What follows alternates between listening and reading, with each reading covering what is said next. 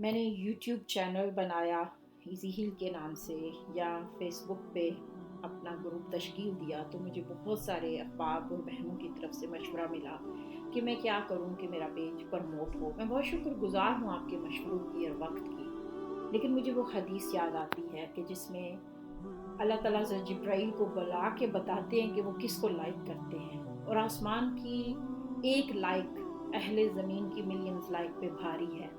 تو میرے ذریعے اگر کسی ایک فرد کا بھلا ہو جاتا ہے تو میں سمجھتی ہوں کہ میں کامیاب ٹھہری۔ سوشل میڈیا پر اس وقت بہت کام ہو رہا ہے اور لوگ محنت کر رہے ہیں، ان کے کام کی قدر ہونی چاہیے، مگر مجھے ایک کمی ہے جو محسوس ہوئی، تو میں نے اپنا پلیٹ فارم بنانے کا سوچا۔ میری کئی حیثیتیں ہیں، ایک مسلمان پاکستانی خاتون ہونے کے ساتھ ساتھ میں ایک ماں بھی ہوں اور بیوی بھی۔ اس حوالے سے جو مجھے چیلنجز درپیش ہیں، مجھے کوئی مکمل پیکج ایسا نہیں ملا جہاں اس پہ بات کی جائے۔ پوری دنیا میں اس وقت بہت سارے گروپس ہیں جو کام کر رہے ہیں، موٹیویشن سپیچز دیتے ہیں، مگر ان کی سپیچی میں قرآن اور حدیث کے حوالے سے کوئی ریفرنس نہیں ملتا۔ دوسری طرف دینی طبقہ ایسا ہے جو بہت محنت کر رہا ہے، لیکن اصلاح کے نام پہ تنقید اور مایوسی کا عنصر اس قدر غالب ہے کہ عمل کے جذبے کی بجائے ان کی باتوں سے ڈپریشن ہونے لگتا ہے، اور یہ لوگ جدید ذرائع کو استعمال نہیں کر رہے۔